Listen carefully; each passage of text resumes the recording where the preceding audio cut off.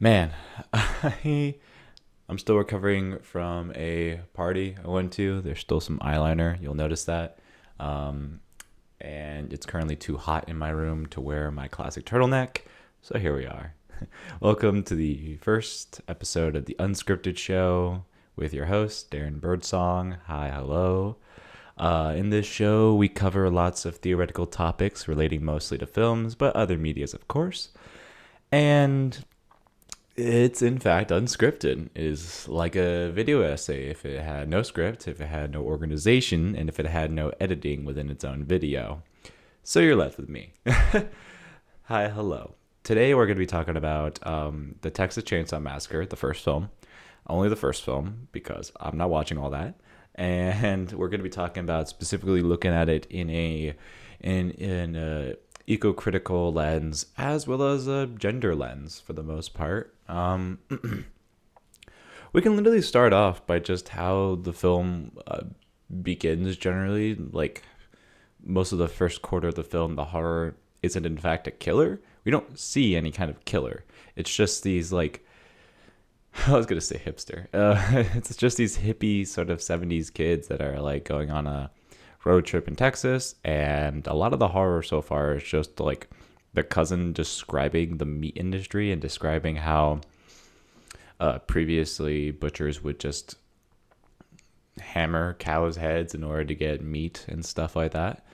Um, and then he talks about how they're doing it in a new way that's just, it's still very disturbing how descriptive he is with that nonetheless, with just the little air gun goes and there's still like this strange horror to it. That, and then there's the hitchhiker they pick up later. There's that hitchhiker they pick up later, and he's mentioned that he enjoys the older ways of sort of butchering and stuff. So a lot of the horror that comes in is really just meat, and meat industry and the treatment of animals that are made out of meat. Um, Perhaps it's more professional to express the what's the whole introduction that it's like the Texas Chainsaw Massacre was a film that was made in 1973 is my guess. It was made before Halloween. I remember that much. Could you imagine if I got it right? Oh, it was 74. Oh my goodness. What the hell? Oh well.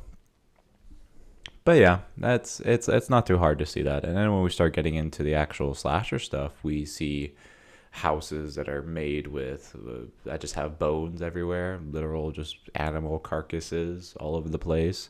A random chicken in a cage. Yeah, that just happens. All kinds of like hide everywhere around the walls and stuff. So there's lots of just animal pieces throughout this entire film and all the sets and stuff.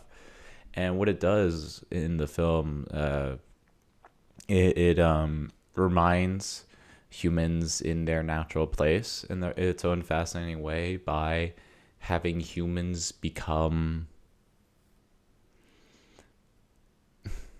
allied in a way to the animals that are being these decorated carcasses and disturbing killings, but having humans be a part of that too because they are treated like just like these animals in a very biocentric point of view. Biocentrism being the point of view that is humans are animals and they are uh, uh, just as much an equal part to the natural world. They are not um, much different when it comes to their place within nature as much as any other animal. This would be a point of view in contrast to biocentrism. No, that's not true. It would be in contrast to anthropocentrism, which would be the idea that everything is sort of centered around humans and the human ability to do things and such things like that. This film combats that, at least from what I've seen, in its own way. Not intentionally, of course, but in its own fascinating way by making humans become animal, become food, and become meat, and become decoration in some aspects. not much different than the leather in your jackets or in your chairs or the hamburger you just ate probably 5 minutes ago. So it's not too difficult to see the ecocritical, not reception, the ecocritical analysis of this film. That's not too difficult. I would also like to get into, though, the gender roles within Texas Chainsaw Massacre, because around the third act, when we see the family get together in the greatest Thanksgiving scene we've ever seen in film, we see Leatherface wears makeup on his mask and such. Now, makeup is not an inherently gendered thing, but I think it adds to the fact that he is the brother that gets bullied. He gets beaten a lot, and he almost becomes this caretaker its own strange way. He's the one who walks up to our final girl as she is chained, and she's like looking at him. That one made no sense. But more so he's the one who's assigned to help their elderly grandpa, who we all thought was dead, but apparently wasn't. I just realized this isn't going to make any sense to someone who hasn't seen the film. So, in case it wasn't already obvious, go watch it. Do yourself the favor. Anyway. Now, Leatherface has his makeup. He gets beaten often. He's put into this submissive sort of position in the household. But he also does like caretaker things almost. He's the one who gets the meat. He's the one who prepares it. He cooks it. And he's also the one who helps the grandpa hold the hammer and actually kind of helps him try to beat this woman. That's our final girl, you know. So, in its own fascinating way, it's almost like, because there is no woman in this family, it's all just brothers and a very near-death grandpa.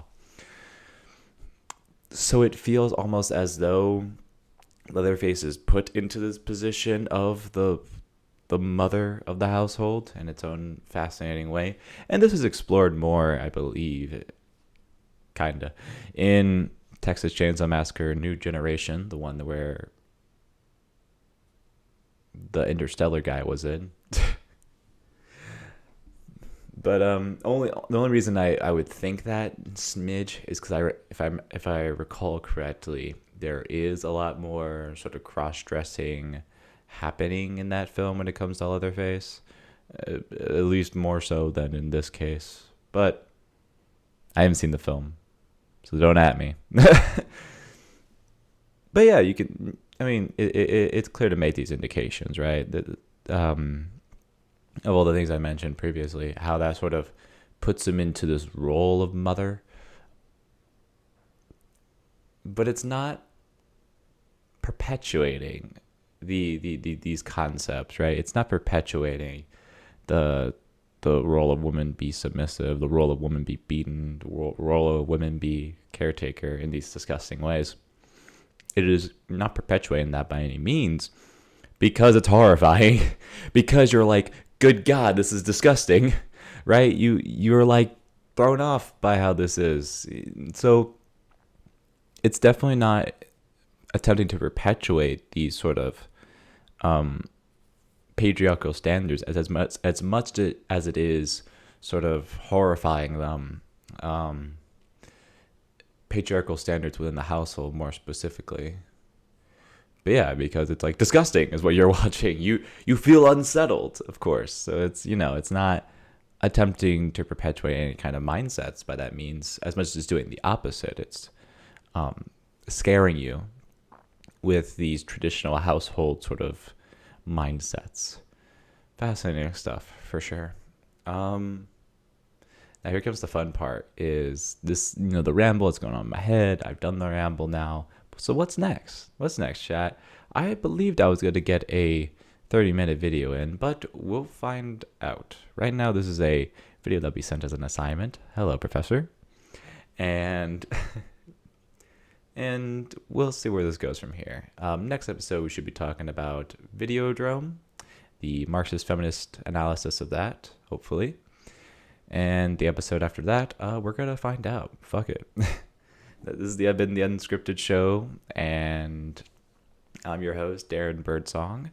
And as usual, this is unorganized, unscripted, and it's just me. It's just rambles about whatever I find super fascinating. I'm still recovering from watching Arcanes and waking up at like 2 hours ago. So, that adds to our great unorganized mess that this is. All right. I hope you guys had fun, and I'll see you next time. Goodbye.